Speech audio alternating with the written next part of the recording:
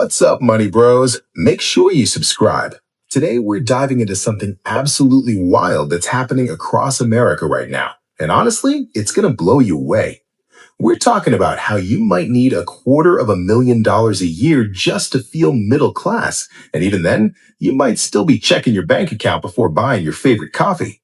I know. It sounds completely out of this world. But stick with me because this gets even crazier. And more importantly, I'm going to show you exactly how to win at this ridiculous game called modern finance. So buckle up, grab your favorite beverage, and let's talk about money in a way that actually makes sense. Picture this scenario, because I bet almost everyone reading this has felt it in the pit of their stomach at least once. You're driving to work. Maybe you're running a few minutes late. You're already doing that mental math. If I hit this light, I'm definitely late. If I don't, I might slide in just on time. And then it happens. That little orange icon lights up on your dashboard. The check engine light. Your heart sinks. You know, logically, that the problem might cost $300. You also know factually that you don't have $300. You check your bank account at the next red light and see the numbers staring back at you. $42. That's it. That's what stands between you and Friday. So you do what millions of people do every single day. You ignore it. You turn the radio up a little louder to drown out the new rattling sound. You tell yourself you'll deal with it later. You whisper a quiet prayer to the mechanical gods and keep driving. 2 months go by. Because you didn't have the $300 back then, the car breaks down now on the highway during rush hour. You need a tow truck. That's $200. The small problem you couldn't afford to fix has now destroyed your transmission. That repair is $2,500. And because you couldn't get to work for 2 days, you miss shifts and lose another $300 in wages. That original $300 problem has now turned into a $2,500 catastrophe. This isn't bad luck. This isn't irresponsibility. This is math. This is the measurable, predictable, suffocating cost of not having money. My name is Bob, and I spend way too much time thinking about the web of mechanics of wealth, about the quiet, sticky factors that govern why some people feel like they're running uphill on a treadmill, while others seem to glide forward effortlessly. If you're someone who feels like you work harder every single year, but your bank balance never really goes up, if you feel like one bad Tuesday could ruin your entire financial year, if you've ever thought, I make decent money, but why does it still feel this fragile? Then what we're about to talk about is going to make a lot of things click. Because today, we're not talking about stocks. We're not talking about crypto. We're not talking about hustle culture or getting rich quick. We're talking about something much more uncomfortable. We're talking about why being broke is expensive and why even making six figures doesn't protect you anymore. The lie we were sold about money. Most mainstream financial advice starts from a false assumption. It assumes that poverty is a behavioral problem and wealth is a moral reward. That if you just had more discipline, better habits, and fewer lattes, everything would fall into place. You've heard the script. Just cancel Netflix, stop buying coffee, track every dollar. As if saving $12 a month is going to fundamentally alter your financial trajectory. That advice ignores a brutal economic reality. Money compounds in both directions. When you have it, it makes your life cheaper. When you don't, it makes everything more expensive. There's a concept that explains this perfectly, and it didn't come from an economics textbook. It came from a piece of fiction. The Boots Theory, the math of being poor. In a novel by Terry Pratchett, a character named Sam Veems explained what later became known as the Boots Theory of socioeconomic unfairness. The idea is simple. A rich man can afford a $50 pair of boots. They're well made, stitched properly, and they last 10 years. A poor man can't afford 50. He has 10, so he buys the cheap boots. They fall apart after one winter. The next year, he buys another $10 pair, and the year after that, and the year after that. After 10 years, the rich man spent $50. The poor man spent $100, and the poor man still has wet feet. That's the math of poverty. You don't pay less because you buy cheap. You pay more, spread out over time with interest, stress, and risk layered on top. And this isn't about boots. Boots are just the metaphor. The poverty premium is everywhere. Take something ridiculous sounding but universal. Toilet paper. If you have $50 to spare, you go to Costco or Sam's Club. You buy the giant pack. Your cost per roll might be 50 cents. You're set for months. If you're living paycheck to paycheck, you don't have $50 to lock up in toilet paper inventory. You have $4. So you go to the corner store. You buy the 4-pack. Your cost per roll is $1.50. Same product, triple the price.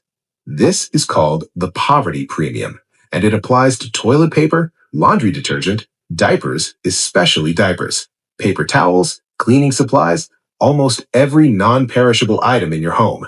If you're broke, your personal inflation rate is higher than a wealthy person's, not because prices are different, but because access is. The banking system doesn't just fail you, it extracts from you. This is where things get darker.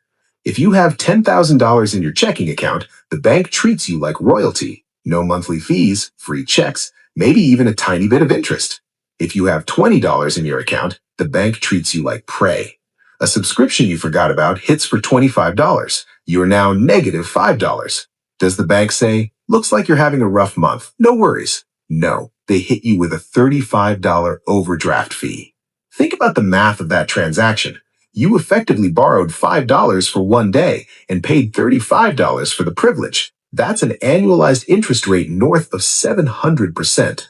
If a loan shark did that, they'd go to prison. When a bank does it, it's policy.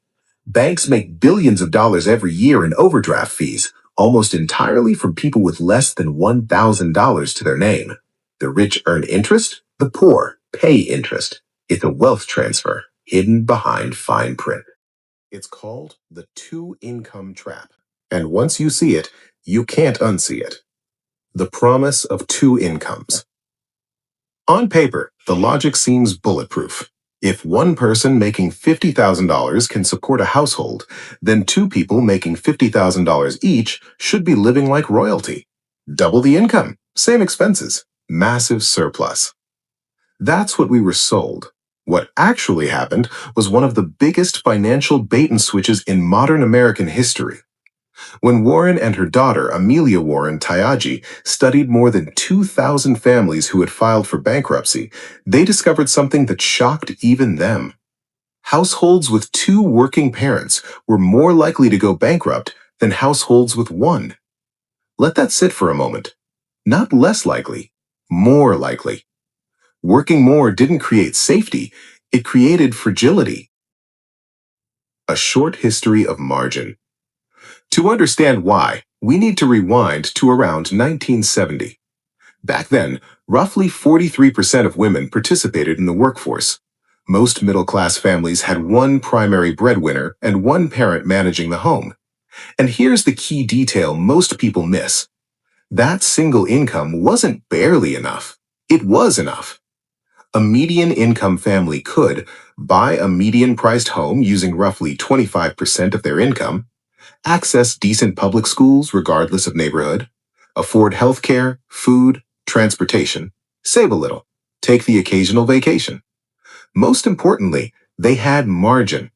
If something went wrong, job loss, illness, disruption, the stay-at-home parent could enter the workforce. That second income wasn't baked into survival, it was an emergency reserve. It was optionality. When the backup plan became the baseline. Fast forward to today. Female workforce participation is closer to 57% and much higher among married mothers. In over 60% of married households with children, both parents work. We didn't just add a second income, we spent it. And we spent it on fixed costs. Housing, childcare, healthcare, education. According to inflation-adjusted data, median home prices have doubled relative to income since 1970. Healthcare spending per household is up over 600%. Childcare averages $11,000 per child per year nationally, and far more in high-cost areas. College costs have increased more than 200% since 1980.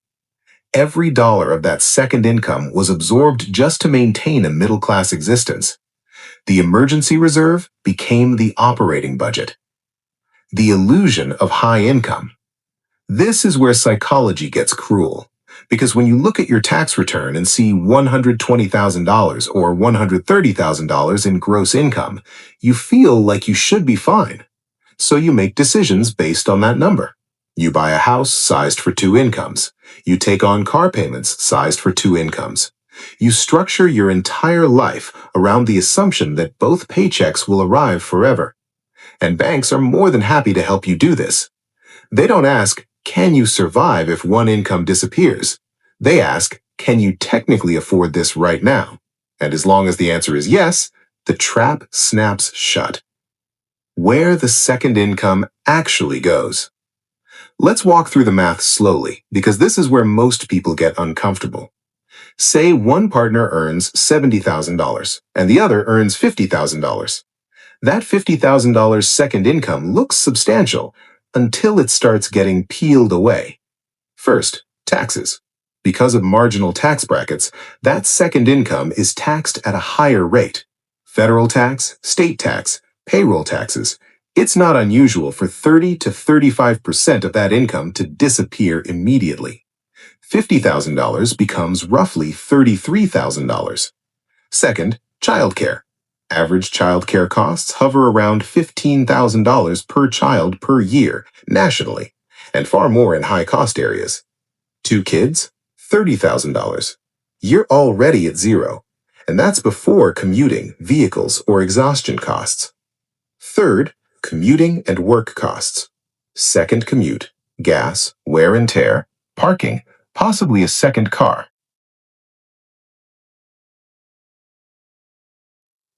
Conservatively, $6,000 to $8,000 per year. You're now negative. Fourth, exhaustion spending. Two working adults means less time for cooking, cleaning, home maintenance, planning. So you outsource. Delivery, eating out, cleaning services, convenience foods. That adds another $5,000 to $10,000 a year without you even noticing. When the dust settles, it's entirely possible for a $50,000 second income to net $0 or worse. Someone is working full-time for a few $1,000s a year, sometimes for nothing. Why it still feels like more money. Here's the psychological trick. Even if the second income doesn't materially improve your financial position, it raises the ceiling of what you can commit to monthly. You qualify for the bigger mortgage. You feel safer signing longer contracts. You take on obligations that require both incomes to exist.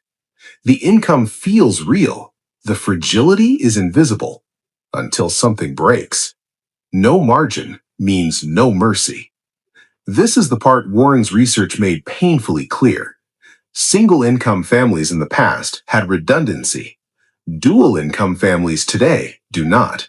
If one person loses a job, gets sick, burns out, or needs to care for a child or parent, the household doesn't just lose income, it loses viability.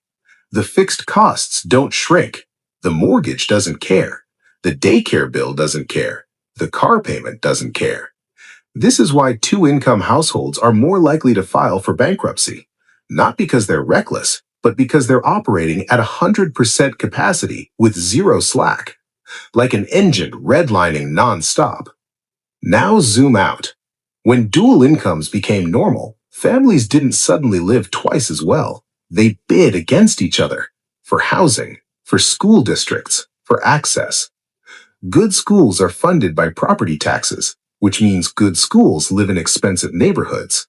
Parents want good schools, so they stretch further. Two incomes let them stretch. Prices rise. Now, two incomes aren't optional, they're required. The same house that once took one income now requires two. No one won. Everyone escalated. 6 figures, same trap. This is why six-figure households feel poor. They're not broken income, they're broken flexibility. They're still paying the poverty premium, just in a cleaner outfit. They can't absorb shocks. They can't step back. They can't downshift. They're one transmission away from a crisis, just like the person with $42 in their checking account. Different scale, same structure. The core problem isn't income. This is the moment where most people say, Okay, Bob, I get it. But what am I supposed to do? We need both incomes. And you're right. That's the trap. You need both incomes to survive the life you built around both incomes. Which leads us to the most important shift in this entire video. The goal isn't higher income. The goal is margin. Here's 20 ways to get around the trap without needing a miracle. Build a buffer before you build wealth. Your first goal isn't investing, it's $1,000 in cash. That turns emergencies into inconveniences and stops small problems from becoming financial disasters. Design your life so one income can cover survival. Even if you have two incomes, structure your fixed expenses, housing, cars, utilities, so one paycheck could keep the lights on. Treat the second income as temporary, not guaranteed. Even if both of you plan to work forever, plan your finances as if one income could disappear at any time. Attack high-interest debt like it's on fire. Paying off a 20% credit card is a guaranteed 20% return, better than any stock, crypto, or side hustle promises. Buy once, cry once when it reduces future stress. Spend more upfront on items that remove repeat costs. Tires, shoes, tools, appliances, basic healthcare. Stop focusing on monthly payments, focus on total cost. Monthly payments hide traps. Always ask, what will this cost me over 5 years? Shrink fixed costs before increasing lifestyle. Raises should buy flexibility, not bigger obligations. Lower your baseline before upgrading anything. Use money to buy time, not stuff. Time creates options, stuff creates maintenance. Always choose the option that frees future hours. Create a no emergency debt rule. Emergencies should come from savings, not credit cards. If you're using debt for surprises, the system is taxing you. Live slightly below what you qualify for, not what you're approved for. Banks approve you at your breaking point. Safety lives below that line. Build sinking funds for predictable pain. Cars break, medical bills happen, holidays arrive. Saving before they hit prevents panic borrowing. Bulk buy the boring things first. Toilet paper, detergent, staples. Bulk savings compound quietly and lower your personal inflation rate. Reduce the number of must-haves in your life. Every recurring expense is a tiny boss. Fewer bosses equals more freedom.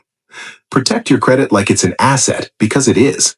Good credit lowers the poverty premium. Bad credit magnifies it.